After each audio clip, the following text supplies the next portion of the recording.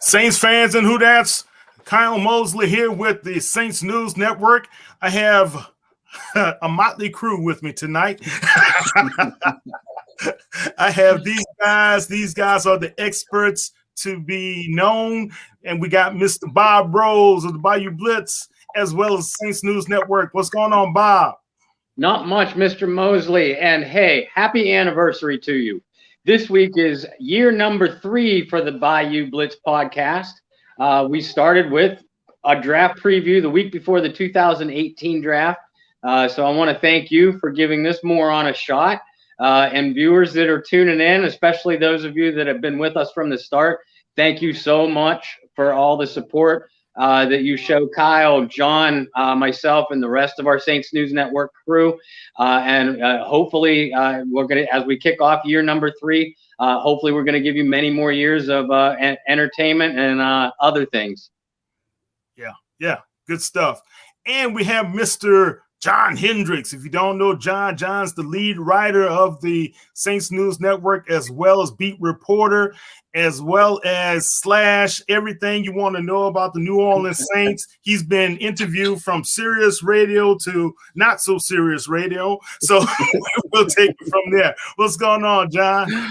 Not too much, man. Just trying to enjoy some of this pretty weather down here in New Orleans right now before it gets hot again and rains. But no, I'm good. I'm sitting here thinking, I'm like, man, I just can't believe the draft's almost here, like less than a week away now. Or really, I mean, this time next week, getting close to knowing who the Saints might pick. So it's just crazy. And then we got the schedule release on top of that. And then we'll be bored for a while. So, but we'll see what happens. But I'm good, man. I hope you guys are doing well too and staying safe. Families are good. I know mine's good. So that's all I can ask for right now. Yeah, that's pretty much all we can ask for. Just stay safe through these crazy and perilous times. Guys, if you cannot or have not done so, go to saints.media to be able to follow us at the Saints News Network. Also, you can follow us on Instagram, Facebook, as well as Twitter at Saints News. Tonight, we're going to let you guys in. If you want to join the mock draft and the simulation mock draft, or if you want to just give us your thoughts on air, you can join in on the live broadcast with these two experts and extraordinarily well-read, and they've been pouring over the notes as fine as meticulously as Mike Detillier. Speaking of Mike Detillier, if you haven't already picked up his draft report, do so. Go to MikeDetillier.com and pick up Mike Detillier's draft report. All right, guys, let's start off with you, John. Let's talk about your initial thoughts. Saints are going into this draft. They have depth issues, in my opinion.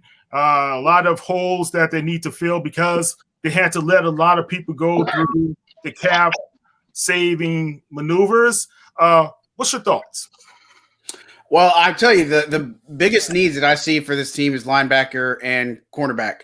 You lost Janoris Jenkins, right? And he landed on his feet pretty quickly, right? And so I think that's obviously encouraging for him. But, he was the one guy that I thought when they made all their cuts and everything that happened, it was going to be tough to keep him. But I thought that they really were going to be able to make a way and find a way. But now that's a huge hole opposite of Marshawn Lattimore that we got to worry about. And then linebacker, we knew that they weren't going to keep Quan Alexander at his salary. And unfortunate with his injury, but look, he's doing really well in rehab. I know some fans are thinking, hey, reunions in the mix, but that position still scares me because something else happens to Quan Alexander if they do re-sign him. There's still a depth issues there that, like you brought up, and then wide receiver. Emmanuel Sanders is out of the picture now, so. You got Jameis Winston or Taysom Hill going to be battling out for the starting position. I think you're going to have more weapons here that are going to be able to stretch the field a lot more.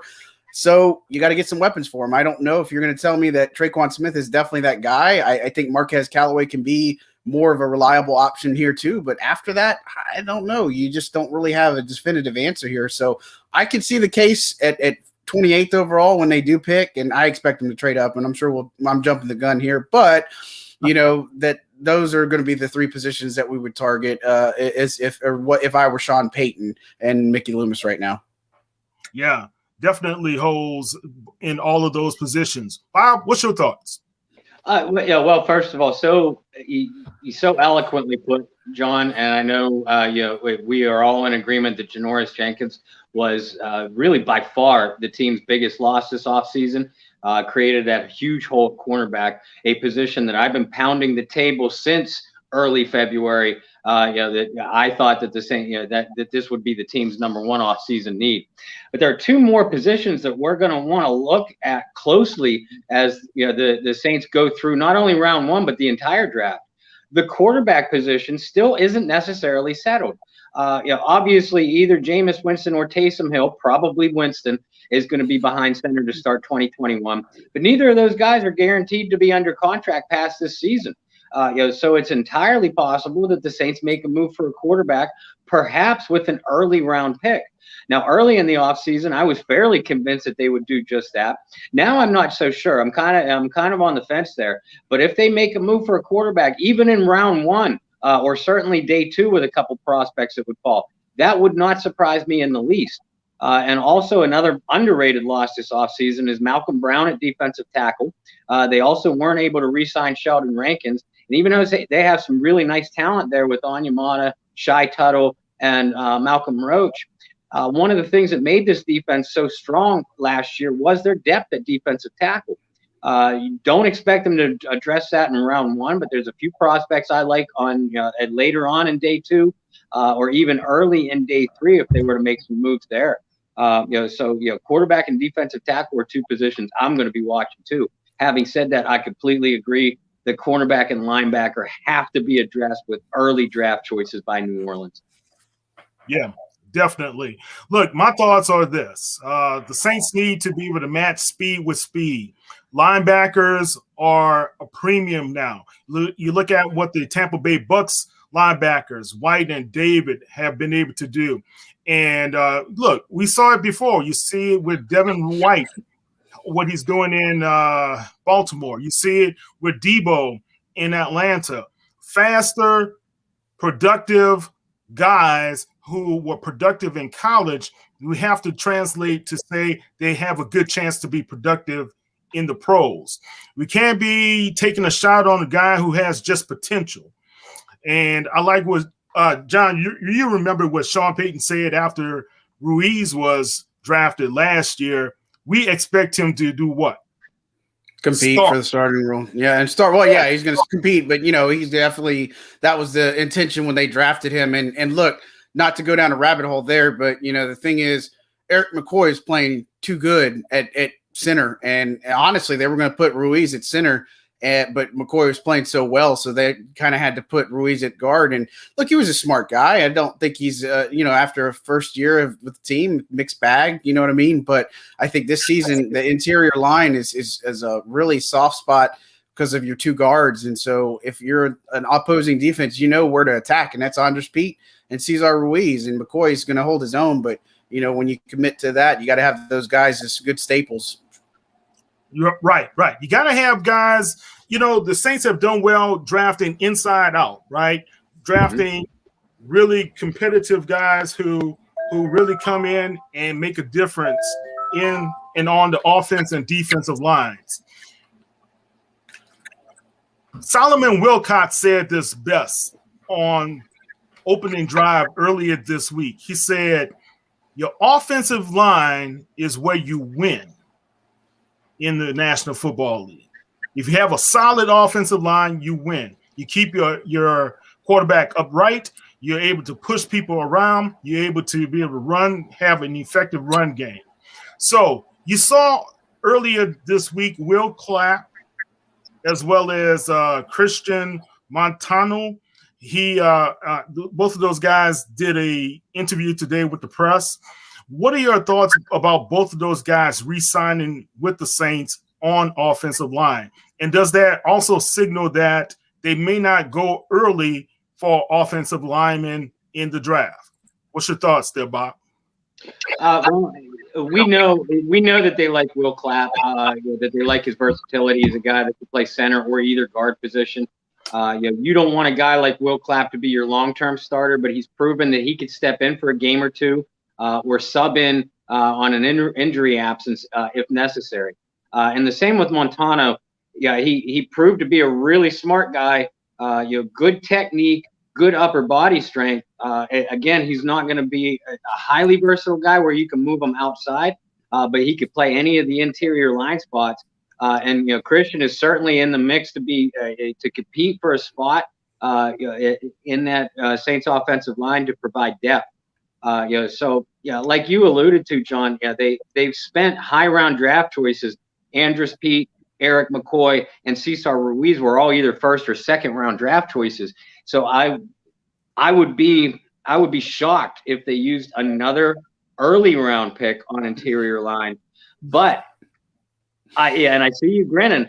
Let me rephrase. I'll be disappointed if they spend a pick on an early lineman, but I wouldn't be absolutely shocked because, like you pointed out, Kyle, the Saints have focused on both sides of the line of scrimmage and dominating there, and especially through the draft. And they've hit on more picks than they've missed, but they have so many other needs to address that I think the signing of Clapp and Montano are just a fortified depth.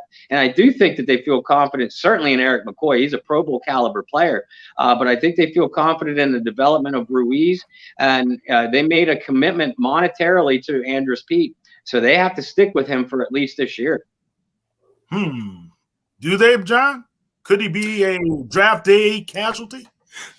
I mean, you never say never, right, with everything that's going on, but, there's not really an option to take his place. And then I could see if they were to trade him that, hey, you're suddenly a guard's going to be a priority.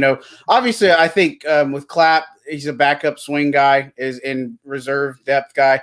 Them re-signing James Hurst is really the bread and butter here for the swing, and he can come in. I think he did exceptional last season. He was one of the guys that I thought that, him and Ty Montgomery, very underrated, but they utilized them extremely well, and I was really pleased with them. So I was happy to see him re-sign. So, look, I think if you're making a case for 28, the only two positions you could draft, aside from the obvious, like a kicker or punter, that's going to make fans very upset is an offensive lineman and a running back. Not that Najee Harris would be a guy that couldn't come in and compliment Kamara, but they really like a lot what Kamara and Latavius Murray dynamic that brings to the fold. And you got Montgomery, you re-signed Dwayne Washington, which is more of a special teams guy. But, look, I think any of the other positions would be fine, but I think at some point you're going to see him draft an offensive lineman. Maybe it's late.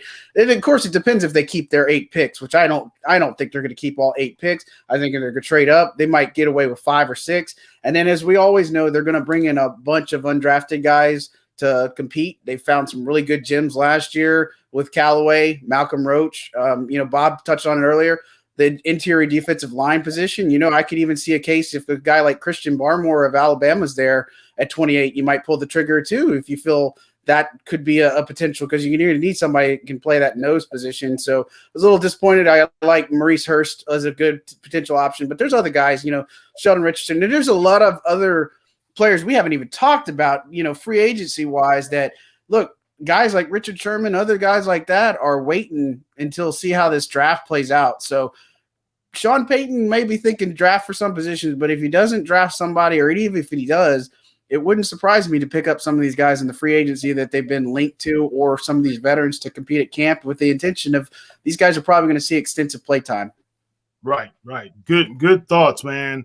I really believe the Saints have a lot to really think about. Do they stay pat? Do they move up? Moving back, I think is beneficial for them to do so, but is it wise right now, since you don't really know if you're going to have an impact player at cornerback opposite Lattimore, right? Think about that. Lattimore, and it's unfortunate the video came out with him in the car with his friends and being stopped by the police in Columbus, Ohio. He's got to take care of that legal situation there. It wasn't a good look at all, Bob, was it? No, not at all. And yeah, the offense that he was charged with could actually carry a short jail term. I would be surprised to see that. But certainly a young man is 24 going on 25. You're putting your career, let alone your life, in jeopardy when you do things like that. And Marshawn or anybody that's that age, you have to be smarter than that. You cannot put yourself in a position like that. You hurt yourself. You hurt your potential livelihood, and you hurt your teammates. And I expect that the league is going to end up suspending him for a game or two, out of this whole thing, for conduct unbecoming, or whatever clause they use in their agreement between the player and the league, players association and the league. So we should expect. Hopefully it's only a game or two.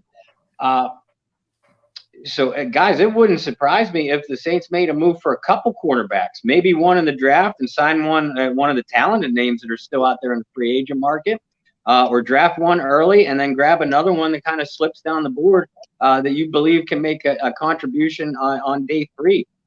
We have seen the Saints not overdraft on defensive backs, but pile up on defensive backs in the draft, because that's a position too. And John, you hit the nail on the head earlier, with some of their previous signings. They managed to bring in some defensive backs that have really, really helped out on special teams.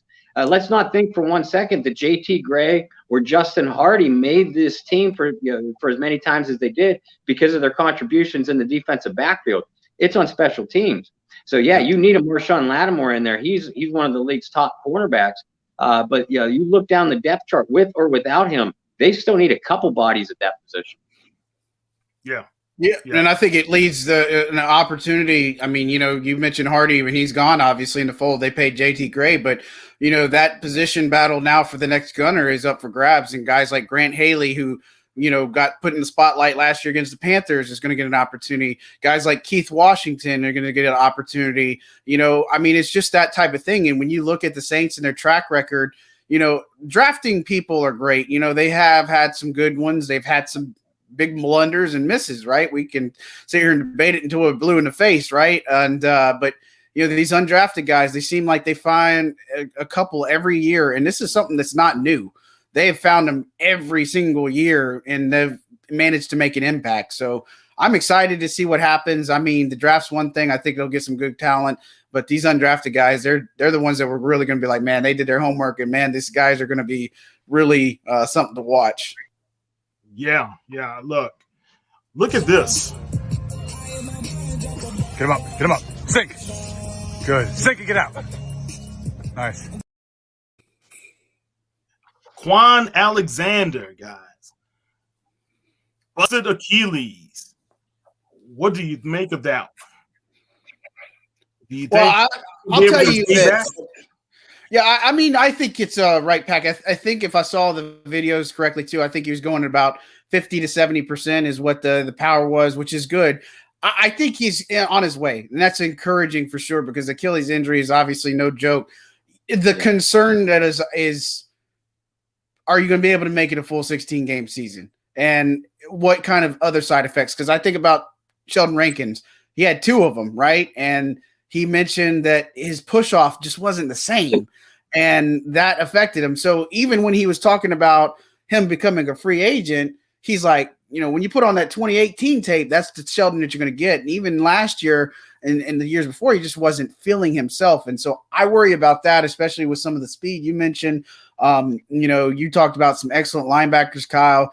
I think about like the Luke Kuechly's out there. I mean, there's just so many game changers at linebacker, and the way the Saints roll, mainly a nickel formation. They don't do traditional 4-3 a lot of times. They're going to have CJ Gardner-Johnson on the field.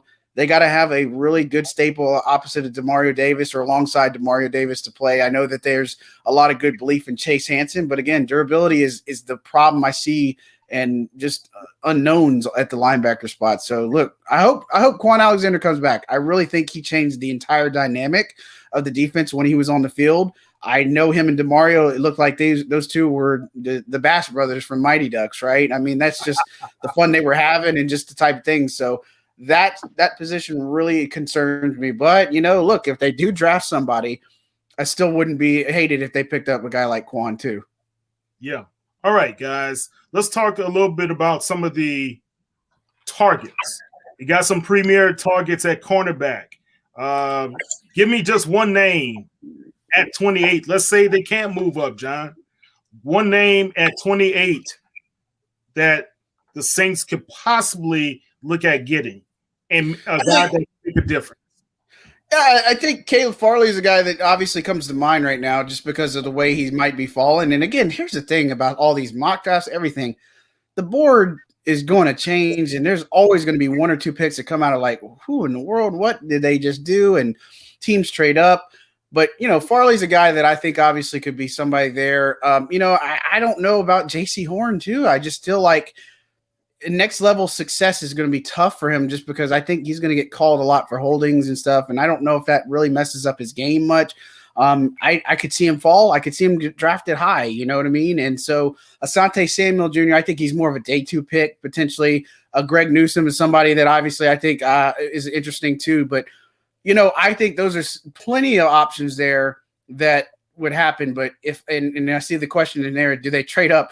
If I'm trading up, I'm going to get Patrick Surtain. That's who I want. That's who I really feel like would make a difference on this defense and just come in day 1 and just be like, he's coming, get it. It's funny you said that. J.C. Horn today talking to the Dallas people, you heard what he said about Surtain. He's a nice guy and all, but if you want someone who's going to be the man, pick me. That's pretty much it, right? Both their daddies did pretty well in the NFL, so I'll just say that. I mean, it'll be funny to see, but that'll be an old takes exposed thing if it doesn't pan out, that's for sure. All right. Well, Bob, let's say they decide not to go 28 at cornerback. Linebacker, offensive line, what do you want? First of all, I think that they should go cornerback at 28, and I've said it again and again and again. And John, you mentioned some of the names that I would target or even move up to get. Eric Stokes is a guy that I would throw in that mix too. But Kyle, if you told me that I had to go another position other than cornerback and I was stuck at 28, I would probably go best available player at either linebacker or wideout. And there's a few names to keep in mind. Linebacker for this team, and I agree with you, John. For this team, linebacker is the bigger need than wide receiver. And if the kid from Notre Dame, I'm not going to attempt to say his name, at the moment. But if Jeremiah Owusu-Koramoah. Nicely done. I practiced on many names during these draft profiles. I have not practiced on him. Irv Smith, if you're tuning in, I love you, but you also know I don't like Notre Dame. So. Just don't ask me to pronounce Michael Ho'omanawanui. I think as best as I can get it. Saying it as slow as I can. Michael Ho'omanawanui. Yeah, there we go. I was just going to say Who man? Hey, but there are a couple other linebackers, and I'm a big Chaz Surratt guy from North Carolina. I love this kid, but I think he's more of a day 2 value. 3 names that could any of them still be on the board at number 28 at linebacker. Micah Parsons from Penn State. People were talking like he's going to drop, and he came into this process of top 10, top 12 pick. I still think he'll go between 15 and 20. But Micah could very well be on the board because of some character concerns. Really has nothing to do with the performance on the football field. Zaven Collins from Tulsa, people are really big on him. I personally, and he's a downhill guy. You want to talk about a run-stuffing linebacker that can run straight up and down the field with anybody. And Zaven Collins is the guy. I don't like his change of direction in space. And I'm afraid that in coverage, that's going to get exposed a little bit, especially in those nickel packages. Because like you said before, John, it's not like the Saints play a lot of traditional 4-3. So Zaven's going to be isolated a lot. Jamin Davis from Kentucky is a guy all of us love. He's a late riser up the draft boards. And he has a great name. He has a great name as a defensive guy, Jamin. Davis from Kentucky. He's a little bit more inexperienced than the other names that we mentioned, but again, an athletic guy. I'd like to see a little bit more polish from him in coverage, but he has the natural movement, so I think that will come through experience. And then our prerequisite LSU mentioned, Jabril Cox. who revealed this past week that he's had a couple conversations with New Orleans. So that does spark some interest. Cox stepped up in play, jumped, when he transferred from North Dakota State to LSU and to SEC ball. He did not look out of place at all. At North Dakota State, he looked like a man among boys, but he really fit into SEC style of play. So I think he is going to be a good pro too, and a good run pass defender. Great off the ball athleticism. So I put him right up there, with Davis as far as a guy that, once he develops and learns your system, he's going to be a guy you can leave on the field in all situations. It's interesting about Jabril Cox because April 26th is when he's going to do his pro day at LSU because he was injured earlier, right? Yeah. So 3 days before the draft, he's going to leave that impression. If it's going to be a highly positive one, he could shoot up the boards, right? So that's going to be interesting to watch. All right, guys. Any last thoughts about the number 28 spot? Now, let's talk about your scenario, John. You think the New Orleans Saints will go ahead and move up the board. Where could they move and who could they trade with? Yeah, I think that you got to look at how it's going to play out, obviously, the board. And I think the 15s to 20s are the sweet spot. And, I look back at their trade history since Sean Payton's been on board. They've made 45 trades over the 15 years they've drafted. I mean, they are active when it comes to the trading of the picks. They're not afraid to mortgage the future. They're not afraid to dip into the cookie jar. I think this year is obviously a little bit more unique just because you've got the salary cap that was not against you, right? And then you're kind of uncertain past this year on certain spots. And look, I think once you start getting in that 15 to 20 range, if you start seeing a guy that you don't feel is going to fall to you at 28, that's when I start picking up the phone to look. And 20s to 25 range, I mean, it depends on how much it's going to cost, but at the same time, look at what they gave for Marcus Davenport. Look what they've gotten for some places, people like Brandon Cooks. That's how they got Ryan Ramczyk. I mean, you just don't know what exactly is going to fall. But once it starts getting in that 15 range, that's when I'd see, hey, look, if a guy like a Patrick Surtain's still available or one of their top corners that they feel good through the evaluation process, they may not be able to sit on their hands and just wait. They might just be like, all right, well, we got 8 picks. We don't really care. Let's go work and throw an extra third in there. Let's do whatever we got to do to move up a few spots to make sure we get our guy. And so, I could see it team-wise, familiar trade partners. They've traded a lot with the Dolphins, Packers. They've done obviously in recent memory. I mean, there's a lot of teams that they've done, but Browns, Patriots, obviously, but it's not necessarily one particular team that they will trade with or anything, but it's always about value and when the iron's hot, they'll strike, with it. But look, I would anticipate, I don't want to say bet, and of course I'm putting myself on the spot and watching them not do it, but they're a team that's going to trade up. I feel like they just can't stay put at 28, especially with their glaring needs that they have defensively. They've got to get one of these guys and make sure that they're going to be happy with it. So if they trade up, they will possibly have to give up a number 1 pick next year in order to do so, right? As well as possibly, like you say, a 3rd round pick or 4th round pick or a package of all that included. But do you give up a 2nd rounder or you stay with your 2nd rounder? I try to keep my 2nd rounder if I could. I mean, it's just, you could look at the draft charts and you could look at all what this costs, what that costs. I don't know if it would be trading, a first for next year, just depending. But again, that's kind of how the thing for with the Packers materialized. They had to give up their first in the following draft, and just to move up, I think, what was it, from 28 or 20 something to 19? I can't remember offhand. I'd have to look it up, but I mean, they moved up a good bit of spots for it. I don't know, depending on the trade partner. But you got a lot of teams that have a lot of picks through this. And so I don't know if it's something you're going to have to give up your 2nd round, but they're going to do and feel like it's adequate compensation before they pull the trigger on it. Okay, Bob. Yeah, I'd agree with that. And the fact that they have those 2 3rd round picks this year, frankly, I'd be shocked if they came out of the process and they ended up using both third rounders. I think they're going to dangle at least one as trade bait. But yeah, I think the standard blueprint to move up in the first round, especially if you get 20 up to pick 20 or higher, is you're obviously giving up 28. You're giving up one of those third rounders, and you're probably giving up your 2022 first rounder. Which, like you said, John, if they identify one of those players, especially on defense, a Surtain or a J.C. Horn, maybe even a Caleb Farley, that they think that they could get in the 13 or 15 range, I think that's a small price to pay, because you bank on one of those guys coming in and starting right away and locking down that number 2 corner spot.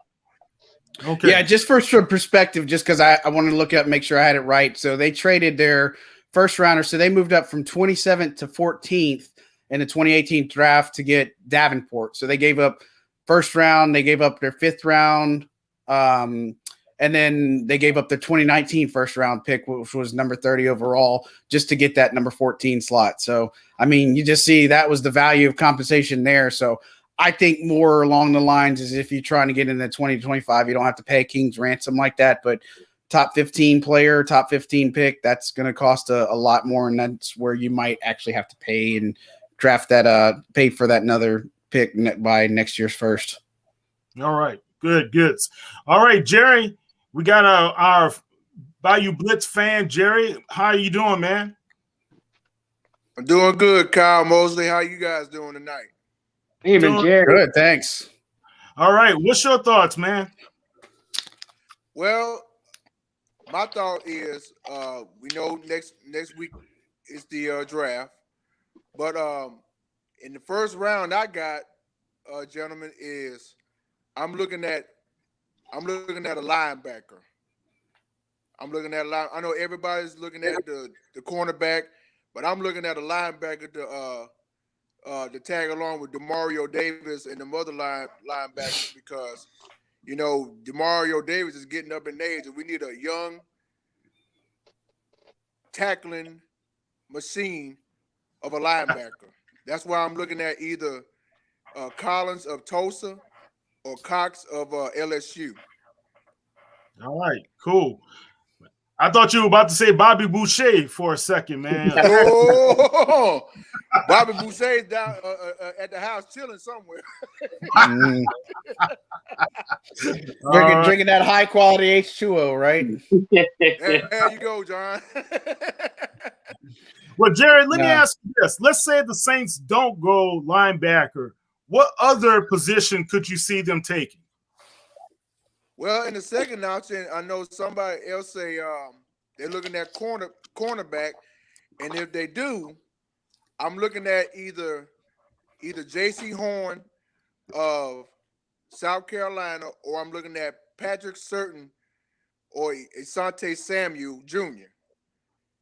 Okay. Either one of those guys would be a good fit for the Saints, especially J.C. Horn, because that's Joe Horn's son. Yeah. Because we all know about Joe Horn as a wide receiver with the Saints. But if you get J.C. Horn in New Orleans, hey, that's like a father-son moment, because his dad played in the NFL, and if he gets selected, he'll be in New Orleans, fulfilling that dream right there. If that happens, if he get picked, it may not happen, but I would love to see it. Yeah, and you got to think about Surtain as well. His dad played in the NFL, plus he has Louisiana roots. Yeah. Yes, sir, he does. Yeah, that would be pretty good. Good, solid picks there. I'm going to take you out for a quick sec. Jerry, you can stay on with us. I'll keep you in the queue. Hold on. Jerry made some good selections there, and we've been talking about those same type of guys as well. John, you probably have been talking around the circuit, talking about the draft with guys across the country as well. How do they see the Saints, and what are they seeing from the outsider's perspective looking in? I mean, it's interesting because they don't really have the best pulse on this team. Because a lot of people still thinking quarterback, and I got asked it the other day, is like, what's the odds of them taking a quarterback at 28? And I'm like, I never say never when it's Sean Payton, but I would just think it's a wasted pick just because I think this is the Jameis Taysom battle. This is what they're going to stick with. I think they're better suited for the middle rounds, potentially to get a quarterback project or prospect, like I think Bob talked about a little bit. But I think, I've seen some that have just been off the mark, right? And again, and looking at this team, it's got to be linebacker. It's got to be secondary. I think for me, linebacker, Jock or Jeremiah Owusu-Koramoah is the guy. I love some of his film. I just see what he's able to bring to the table. I just love his energy. I love the fact he can hit. And, it just shows you just a little thing. And I'm not going to call out who it was, but just how crazy this time of year is when it comes to draft prospects. A lot of knocks on him are saying that he's more of a hybrid, a safety hybrid guy on one of the profiles I read. Now, here's the problem I have with it. They're talking about it. No, it's not a bad thing. But the thing is, they talked about his size, and I'm looking at it, and I'm said, so he's 6'2", I think he was 220. Quan Alexander's 6'1", and he's 227 or two. There's only a 7-pound, 1 inch difference. Like, is that really going to make a difference when you're talking about stuff like that? I don't think so a ton, but some of the guys that do this nationally, it just doesn't have the greatest pulse on this team.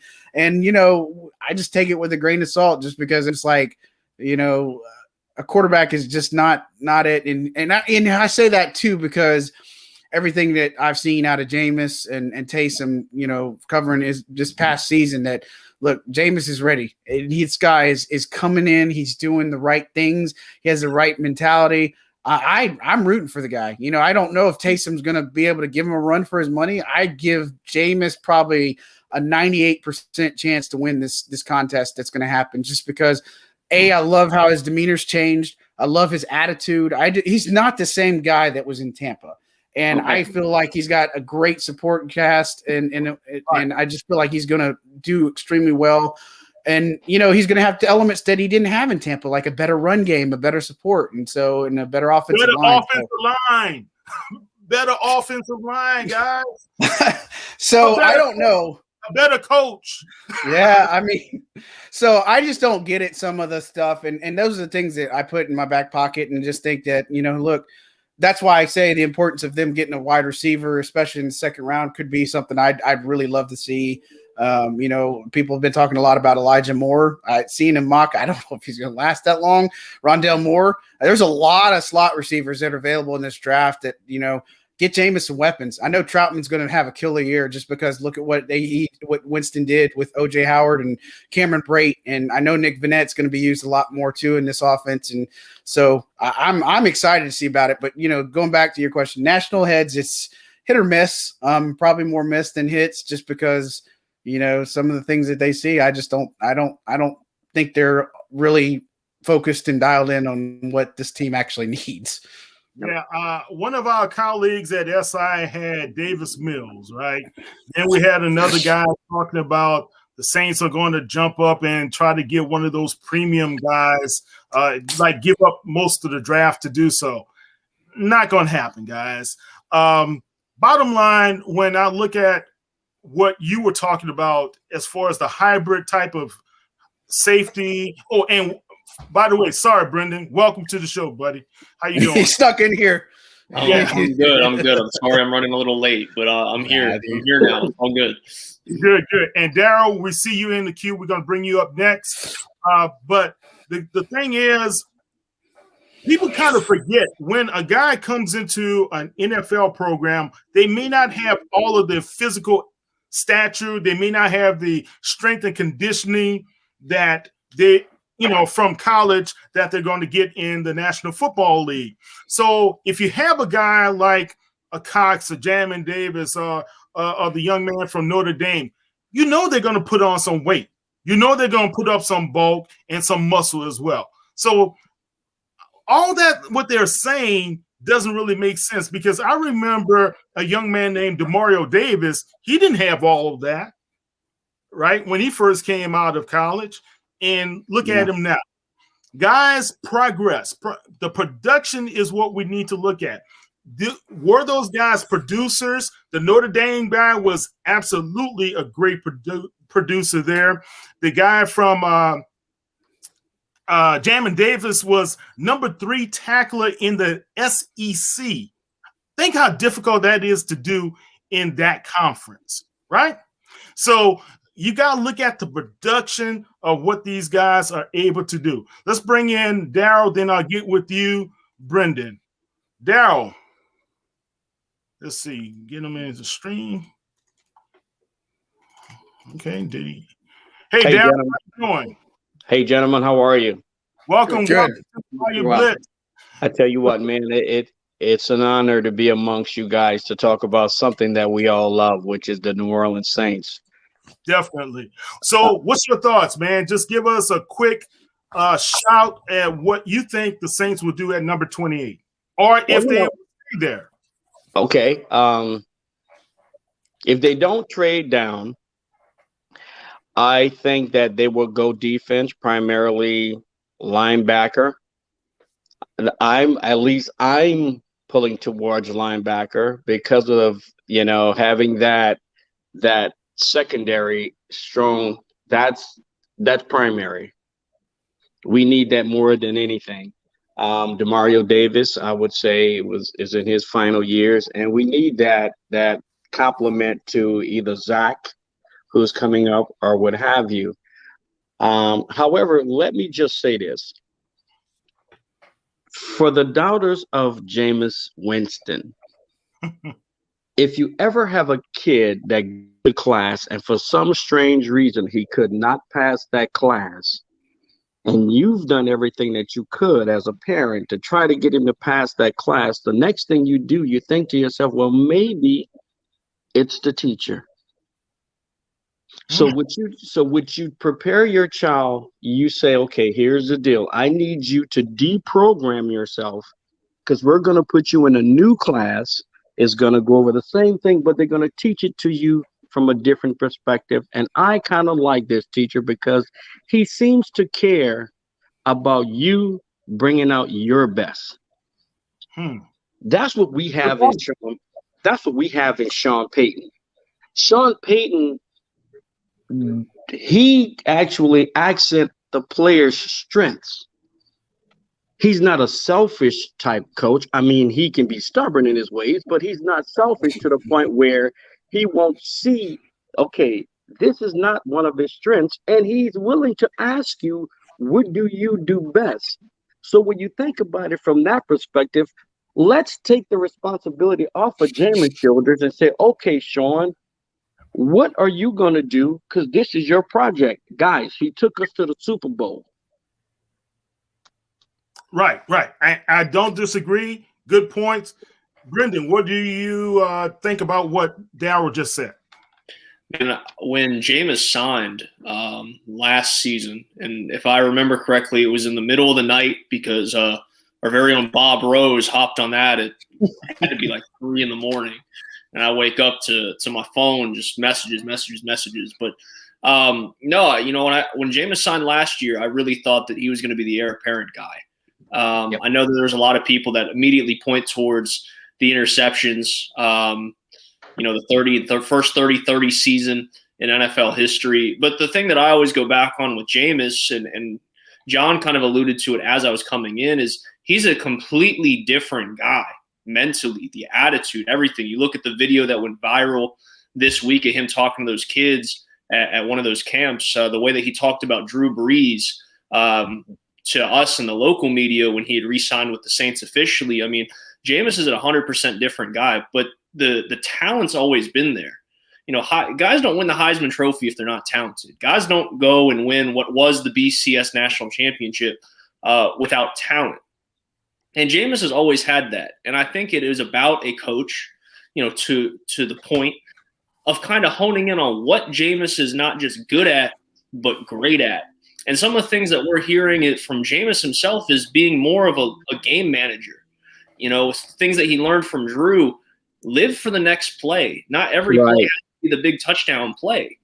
And I think he's probably going to get that out of Sean this year. And I really think that Jameis could be a missing piece, perhaps, as we saw Drew's arm kind of decline over the years. And he just came out and said 15 out of those 16 games last year, he wasn't 100%. So you might get some things out of Jameis that you weren't able to get from Drew in terms of pushing the ball downfield. It's just going to have another layer, another wrinkle into the Saints offense. And I really think you're going to see a good Jameis Winston this year and a potential, borderline Pro Bowler in Jameis Winston if he stays with the Saints for years to come. Definitely. Good deal. Let me say Good this too. Let me say this on Jameis, because a lot of people don't ever talk about this, right? And I wrote about this at the end of March. So those 30 interceptions he threw in 2019, 19 of those came in just 5 games. 19, y'all. And they were all home games. Like, that's just blows my mind. So, I mean, if you just get some of the stuff corrected, and I mean, it was all over the board. It was Carolina, Houston, New Orleans, Indy, and San Francisco. But look, I don't think, he said it too. He tried to just do too much early on in the first quarter and just felt like he had to do something, and again, he talked about it. He's just focusing, trying to be the best he can be. He's not trying to come in here and be Drew Brees. He's trying to be Jameis Winston. And yeah, everybody's going to compare him to Drew Shadow and all this other stuff. But look, he's going to come in and just do the best that he knows how to do with all the things that he's been able to do over his career. And I feel really good about him doing that.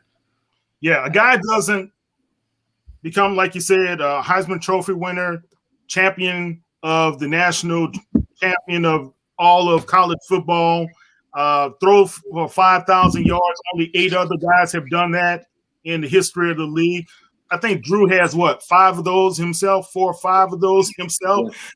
Lost count. I mean, it's about production. I love Taysom's tenacity. I love his grit. I love his grind. But he wasn't a consistent winner at BYU, was he? No. I mean, no. And I think the other part too is you saw firsthand how Taysom's audition was last year, right? I mean, those 4 games were pretty much his audition. Now you have to throw out that game against the Broncos. That game, that was unprecedented. I remember being there. I was like, this is crazy, right? And then you had the 2 games against the Falcons, and you had the Eagles game. And the Eagles game, he did not look good. And the problem is, if you ever notice, and you pay attention next time you look at it, you go back, when his windup, when he's throwing the ball, he has something that in his arm. It's just a half second some difference when he's trying to cock up and ready to go, that is just a tiny bit, a hesitant. It's something on it of his delivery. And I think between that and his progression, his reads, all these different things, that's what really hurt him the most. And look, I hope he improves a lot in the offseason, but those things are ultimately what says, hey, we need to sign Jameis. This is a guy who can help lead us. And that's why I think a lot of people are saying he's going to run away with this battle. I don't know if it's going to be that big of a battle, just because Jameis is going to come in here day one and really just kill it. Yeah, if Sean Payton's pushing for you to be, I'm sorry, Bob, but if Sean Payton's pushing for you and he lobbied for him early, there's a reason. Since December. He lobbied for him for a reason. Go ahead, Bob. I'm sorry. I agree. And Sean willingly gave Taysom Hill that audition. The entire plan for Jameis Winston in 2020 was to just sit, learn, and develop. Because one thing that you guys haven't touched on yet in Jameis Winston's career, and I know you're aware of it, it just hasn't come up. Stability. In Winston's 5 years in Tampa Bay, he had 4 different offensive coordinators and 3 head coaches. And not to mention, he never had a defense. So he was always playing from behind. He didn't have a running game to support him, which all that stuff has already come up. Certainly wasn't protected by his offensive line or offensive scheme.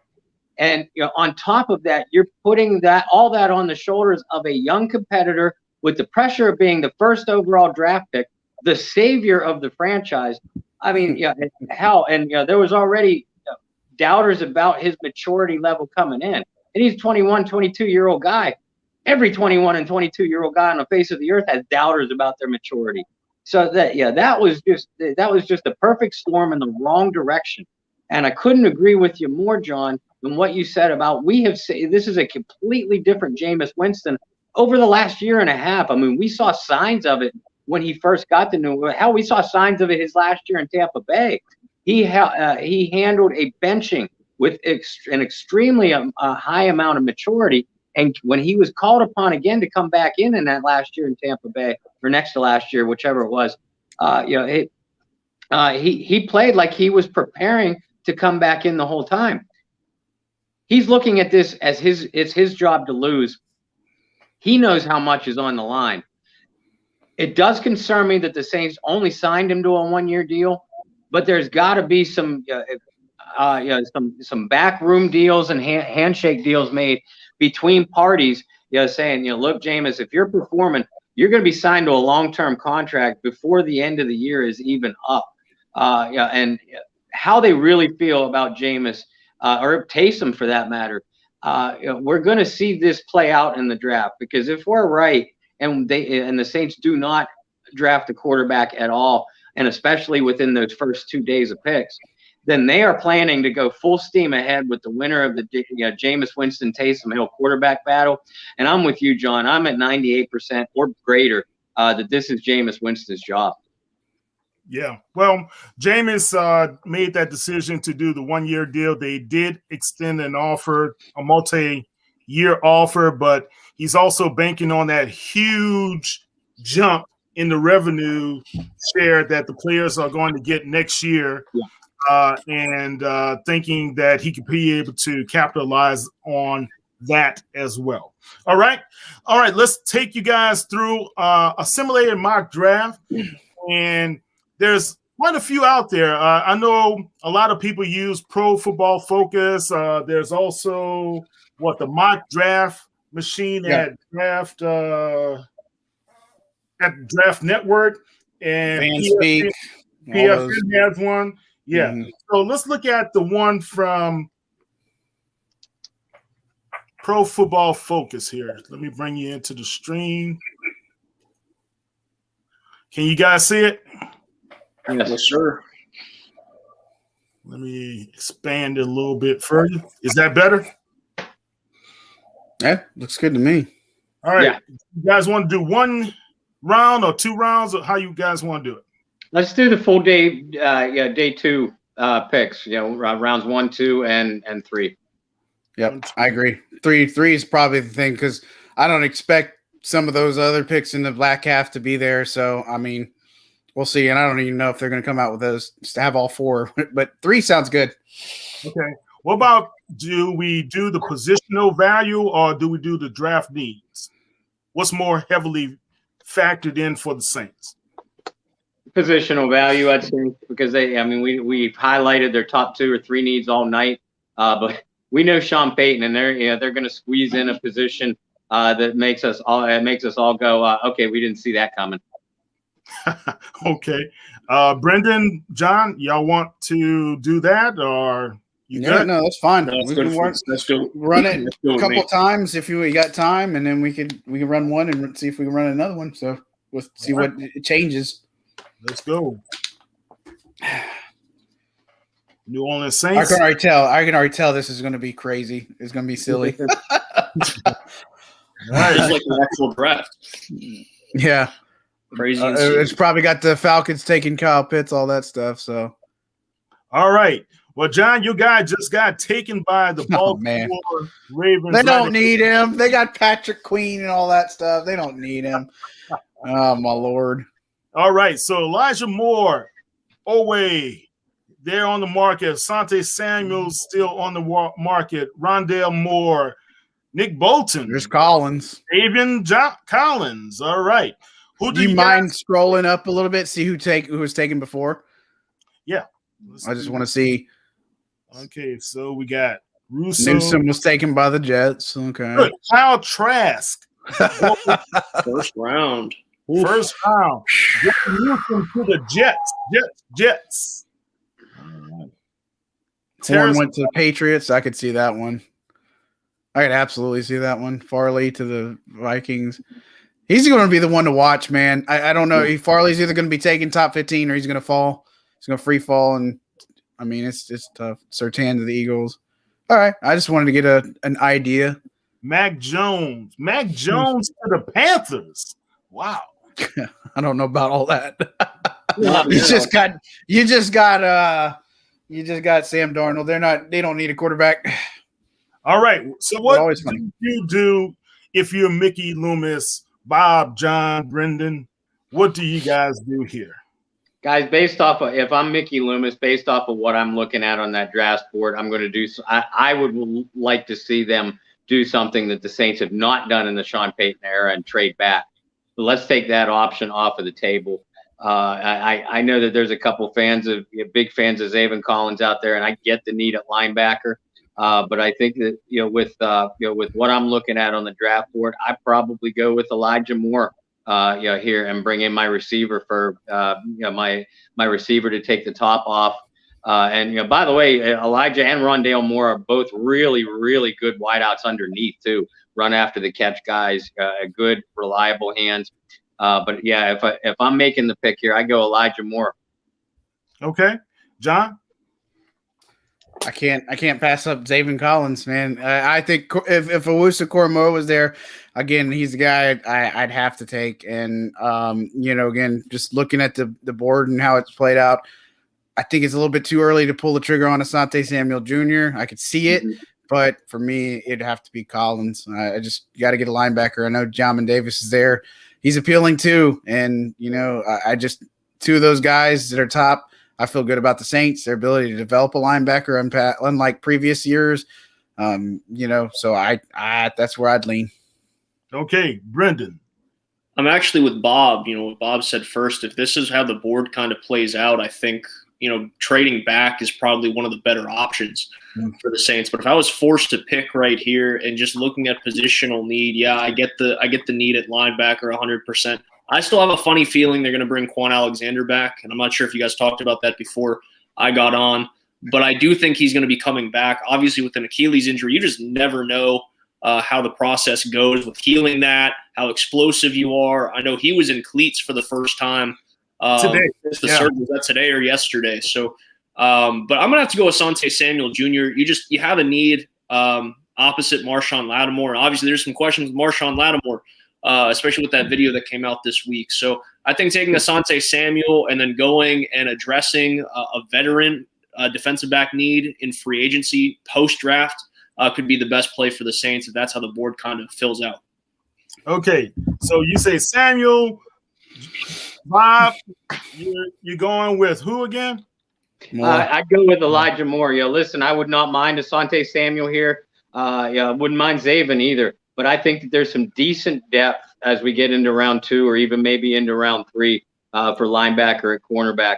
Right here, based off of the value and what I'm looking at and what my team needs are, I go Elijah Moore. All right. I broke the tie and we went with Elijah Moore. Wow. Look who we had who's fallen to our laps. Jamin Davis, linebacker. All right. Let's look at what happened above us. Jabril Cox went to the Ravens just stacking the linebackers. Stacking the linebackers. What you doing, Ravens? You need to get Lamar some help. The defense is fine. Najee Harris to the Dolphins. Ooh, that's going to make them very intriguing. All right. Any other? Molden goes to San Fran. That makes sense. That would make sense. Kellen Mond in the second round going to the Eagles after they have Jalen Hurts.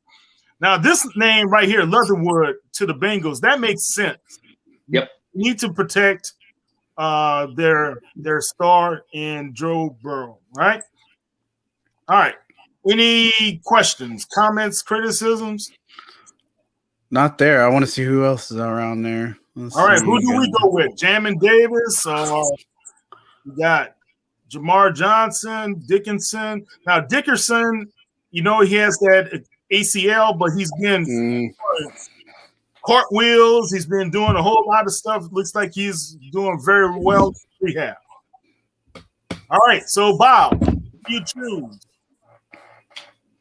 Who's the top cornerback on the board right now? I see Joseph's name. Oh, Calvin Joseph. Yeah, I like him. Yeah, I do too.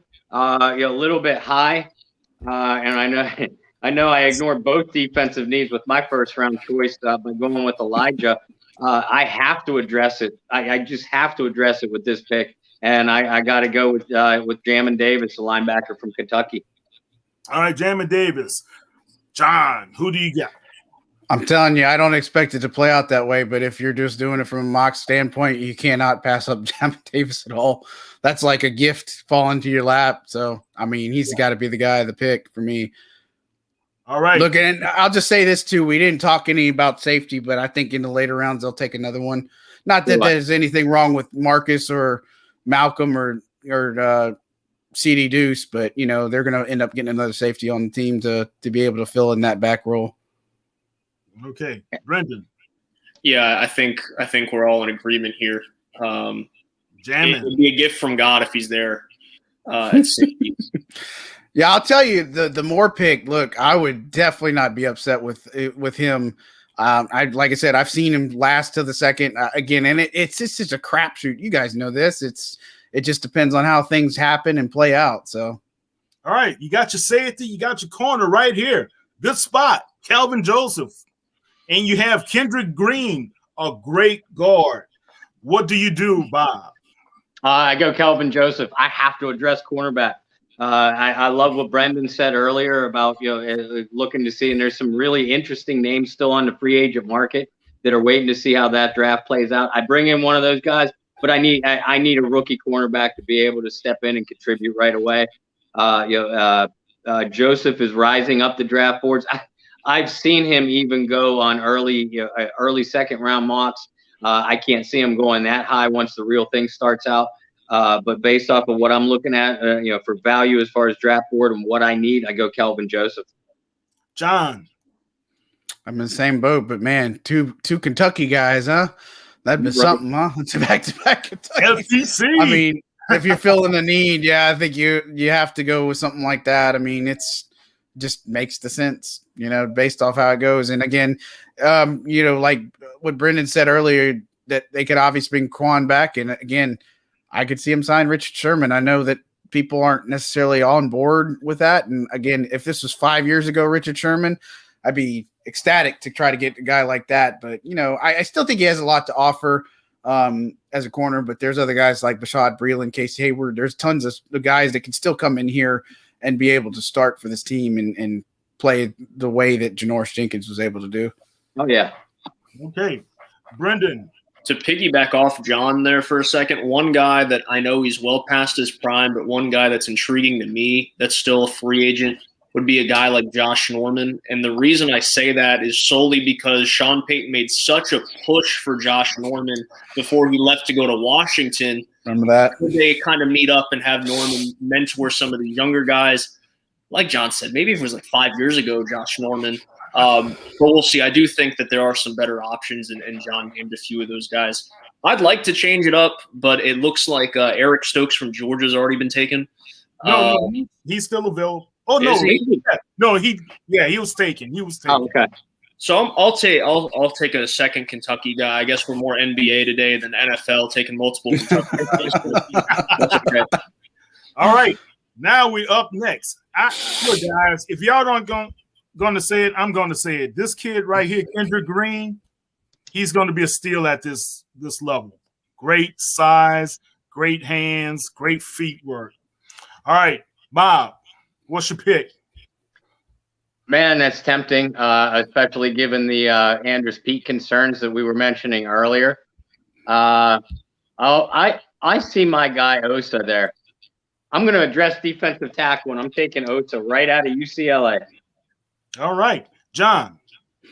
Yeah, I was looking at let's see, scroll back up. It was his name just is Milton Williams. I know he's a bit undersized, but as I say, a defensive tackle right here wouldn't be bad. But I think Davion Mine is going to make a huge leap. But Williams probably have to put on a little bit of weight, maybe. But I think Bob, I like his thought process with the defensive tackle. I mean, I think that this wouldn't be a bad area to address it. Osa would be an interesting pick for sure. And I think looking at the way other things are there, I would see it. I'd say defensive interiors where you got to go. I like Osa a lot, especially here. Brendan. Yeah, I'm on the same page, in terms of interior defensive line. The one thing that I'll say is, there's a reason the Saints were comfortable letting go of the guys that they let go of in the offseason. Obviously, Shai Tuttle, who didn't play nearly as much as he did his rookie season. is a guy that could come back and have a good contributing part of this New Orleans Saints defense. So I could see a guy like Williams off the board. One thing, and maybe not so much in like the third round, but one thing I would pay attention to is tackle. And I know that's kind of crazy to say because it's the strongest position on the offensive line for the Saints, but how many more years of Teron Armstead are we going to have? So I see a guy there like one of the best names in the draft, Stone Forsythe. I see a guy like him as, maybe you could justify taking him and see if you can mold him into being the eventual starter. But, that's just something you got to keep in the back of your mind. I don't know if it's going to be this draft or next draft, but Teron Armstead's not getting any younger, even though he still remains one of the best tackles in football. Yeah, I'll say that he came off probably the best seasons he's ever had, and I don't know how many years, and that's saying a lot. I mean, it wasn't really even the injuries. It was the fact that the COVID stuff got him, right? And so I really thought Teron had a spectacular year. But, again, like Brendan said, I don't know how many more years at an elite level you get, and hopefully he doesn't just fall off the face of the earth. But, 2013 is when he came in the leagues, and hopefully he keeps it up. Yeah. It's pretty tempting as well, man. I like this kid from Minnesota, St. Juice, but I think let's go with Osa. Coach Moore really opened our eyes, Kyle and my eyes, when we talked to him the first time a couple of weeks ago. And when I watched film on him, he's a really athletic guy. He played more edge than he did inside in the first part of his career for UCLA. But last year they moved him inside. He held his own very well. And we know that the Saints love that versatility within their front seven. He would check off all those boxes. All right, guys. Looks like we got a grade of A-. Osa was a C+ at that position in the draft, but this is a pretty good draft if you would start off with your first four, right? I think so. And we got the key blue bloods in basketball, UCLA and Kentucky. So we're ready for a Final Four run too. There you go. All right, guys. One more. Are we good to go? Let's see it. Let's run it. Let's adjust the slider real quick, and then let's just see how it goes. I got time for one more for sure. I was just curious. I just want to see if it makes a difference.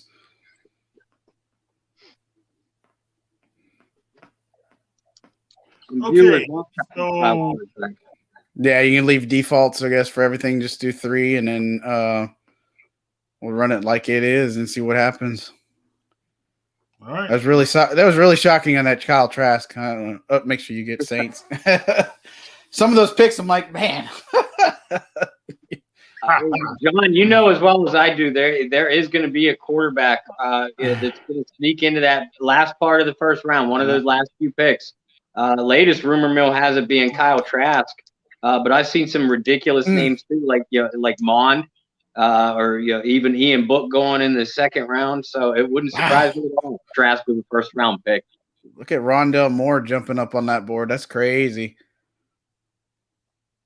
Forley went 13. Parsons, Lance. All right. Surtain to the Panthers. Oh man, I'm glad the Falcons didn't get Kyle Pitts. That's for sure. Yeah. I don't want to All right. the Falcons. So we got Greg Newsome, Elijah Moore, Terrence Moore. You know where I'm going. All right. Yeah, I mean, do we even really have to debate that one? All right, guys. Go ahead, Bob. Bob? I've been a Newsome guy since early on. J.C. Horn is my favorite cornerback in this draft, but I think they're going to have to move too far up to get him. I think they may have to move up to get Newsome too. But not to play spoiler alert, but when I come out with my second mock draft next week, Greg Newsome is the guy I'm looking at pick 28 for the Saints. All right, John. Yeah, I don't even have to hesitate. I think Newsome would be the pick right here.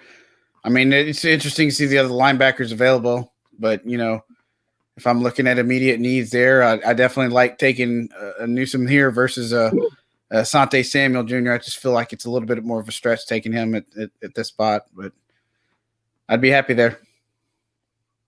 And Brendan. I think Newsome's a no-brainer. What John said with those other linebackers on the board, I mean, yeah, you got a ways to go to 60, but you just kind of cross your fingers and hope one of those guys you really like is able to fall, because Newsome's a guy that could easily go, top 17 in this draft. All right. Look at here. We got Newsome. These guys ahead of us. Decent guys. Decent. All right. Forget them. Let's go over to the Saints. Man, I see two pretty crazy linebackers right there. I'd be happy with. Jamming. Davis falling again. That's crazy. With Cox, that's another one. I mean, yeah. What do you do? All right, John, let's start with you this time. What do you do?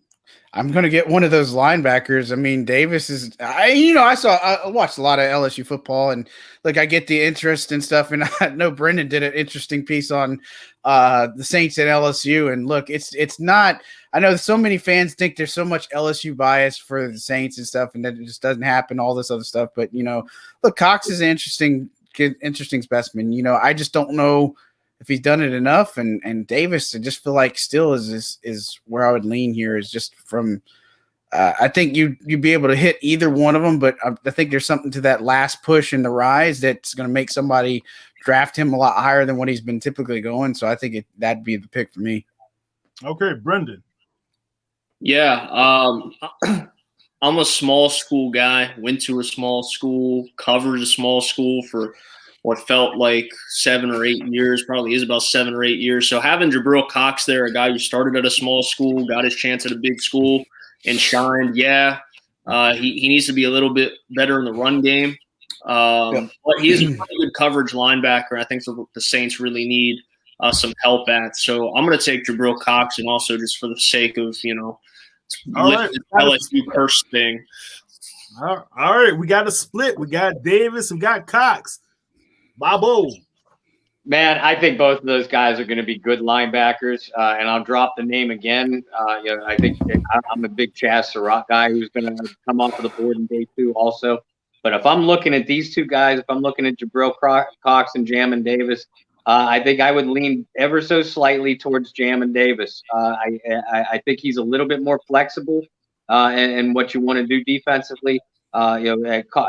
No disrespect to Cox. Again, I think he's going to be a fine pro, but I think Davis is going to come in and be more ready to play on day 1. Highly productive, 6'4", and can run a what? 3. 6'4", running a 4.3, unheard of. All right, you got to go with the speed. I'm going with Jamin as well. I love Cox as well, but let's see what the board yields. Well, I'll tell you, Michael Hodges is a guy that I feel like he's going to be able to develop the guy. And look, I know we even barely talk about Zach Bond. I mean, he might have more of a definitive role this year, and maybe he can see the field a lot more than just, his few handful of snaps that he did last season. But I don't know. It's like I said, it's hard to keep somebody like C.D. Deuce off the field, and then that means that one of the linebackers are going to be off the field. Good point. All right. Here we are, Mr. Joseph again, Green again, Christensen, Forsyth, Bobby Brown, my prerogative. All right. Michael Carter, I love him at halfback, but do the Saints take him? Don't know. All right, guys, let's start with you, Brendan. Let's go in reverse order. Yeah, can you go back to the top once again?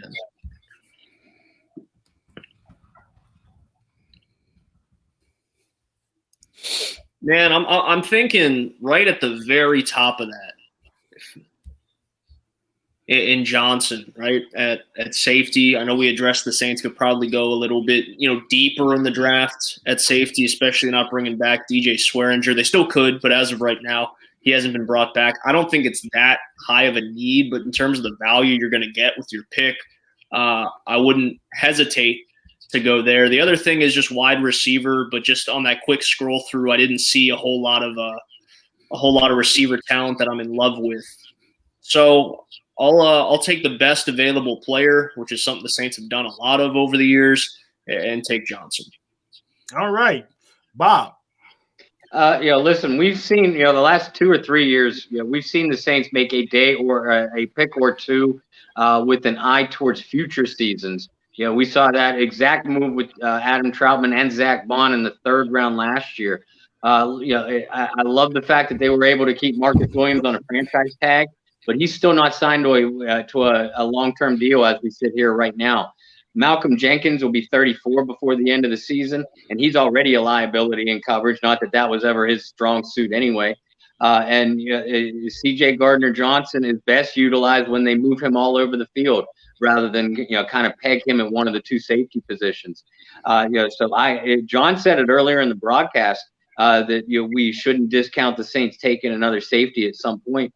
So I do like the pick of John. There's a few safeties I really, really like in this draft that I have my eye on for day 3. But if Johnson's still on the board at this point with a 3rd round pick, I think I pull that trigger here. All right. We're all consensus. Let's go with Johnson. All right.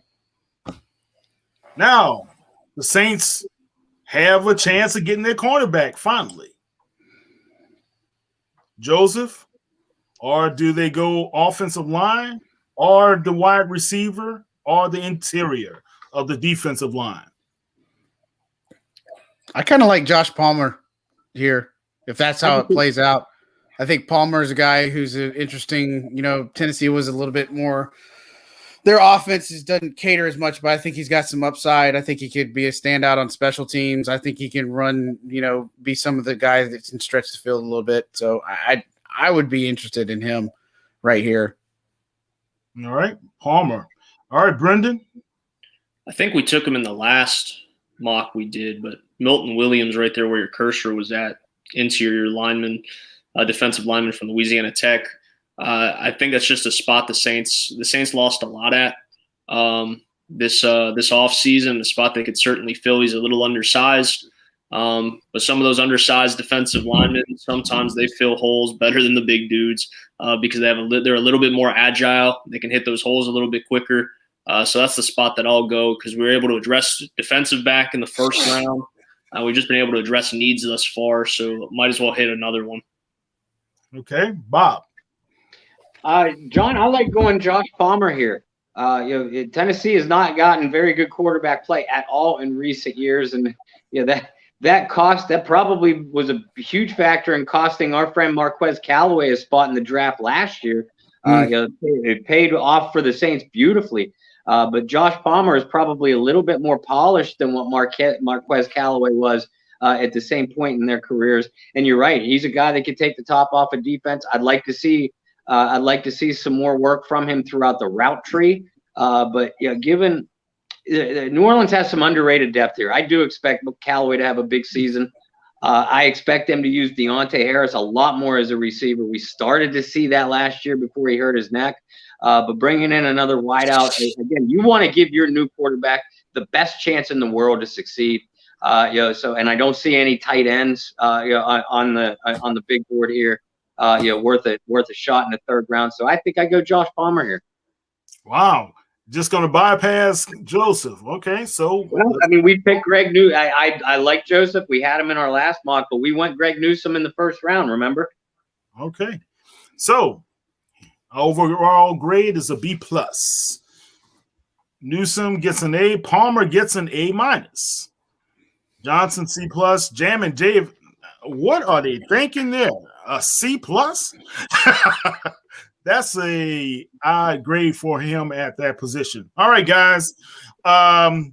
If you guys have any questions, any comments, anything, any further thoughts about this draft, this mock draft, go ahead and put them in the chat room. You guys are good? Listen, what about what Jason said here? What about trading for Anthony Miller, the receiver from the Bears? How do you guys feel about doing something like that? Now you can take the top off. A little bit of a smaller receiver, though. I wouldn't hate it at all. I wouldn't hate it at all. I just don't know. I mean, Ryan Pace, maybe he's willing to offload him for something, but it's just you always hear a lot of different things that these players on the move. This thing happens or what. But this season is so tough to decide or figure out. I would be in favor of it. I think given the other options that are on the roster. I mean, guys like Juwan Johnson, Lil Jordan Humphrey are in for a lot more work at this point. But again, are you looking and going down this road and seeing that is that going to last you a full 17-game season? Yeah. And then are they going to be forced to bring back Austin Carr and Tommy Lee Lewis? They already brought back Jake Lampman again. So it's like, are they going to bring those guys back for like the 15th time? So I don't know. We'll see. But I wouldn't hate it if they would be able to try to trade Anthony Miller. I just don't know if the Bears are going to ask for way more of the value than what he probably would be, if that makes sense. Okay. All right, guys. I feel pretty good about where we are. We're going to have a couple more of the, I guess, evaluations. I know, Bob, you're going to do your draft profiles. We should have some more coming from John Hendrix as well as myself and Brendan as well. Don't forget, go to www.saints.media to be able to follow us. Bob, how can everybody follow you on the World Wide Web? Well, folks, first of all, the best way to follow all of us and all of our work is through the different connections to the Saints News Network, like Kyle mentioned. But me personally, I can be followed on Facebook. Just look for Bob Rose. And over on Twitter, I am at BobbyR2613. And if you are involved with Facebook, definitely get involved with our Bayou Blitz Facebook page and Facebook group. We're creeping up on 2,000 members. Most of them are very interactive, and a great way to start a football conversation in general, and specifically about the Saints. It's where we mainstream all of our articles, and of course where we do our live shows. And we are going to do a couple more Facebook live shows between now and the draft, and obviously have a draft night extravaganza on our hands again, next Thursday. All right, cool. Brendan, how can everybody follow you? Yeah, so just to piggyback off exactly what Bob said, www.saints.media. It's the best way to follow all of us and all of our work, whether it's articles, videos, what have you. For myself, Twitter at BT Boylan, BTBOYLAN, Instagram as well. You can follow all my work with the Saints News Network. And we got some exciting stuff coming up. The NFL draft, especially for a Saints team that was super quiet in free agency. I think the draft is going to bring that much more hype than years past. And for the first time in a long time, the Saints have, 8 draft picks? I can't remember the last time the Saints had that many picks. I think you have to go back to 2017, which was an excellent draft for the Saints. So hopefully they can replicate it this year. All right, awesome. And John, how can everybody follow you? Yeah, before I say that, Bob, I could swear I didn't notice it, but is that a Jim Everett starting lineup that you have in the background? Yes, sir. It absolutely is. That's awesome, man. I think that's pretty dope. So that's only the struggle or the things that a very older Saints fan would probably know. So, but I think. What's that? What are you trying to say? A very much older Saints fan. Well, look, there's different generations, right? Some people don't realize the thing that happened when, in the early 90s and stuff after Bobby Hebert and all that stuff, right? And then a few people lived to tell the tale from the late 90s when they had the Billy Joes going at it and all that fun stuff. So, but at any rate, I digress. So you definitely can follow me on Twitter at John J. Hendrix. Hendrix just like Jimmy. And then obviously hit us up on Twitter and Facebook, Saints News. Check us out. Give us a like on Facebook. Interact with us. Get with us if there's things that you want to see.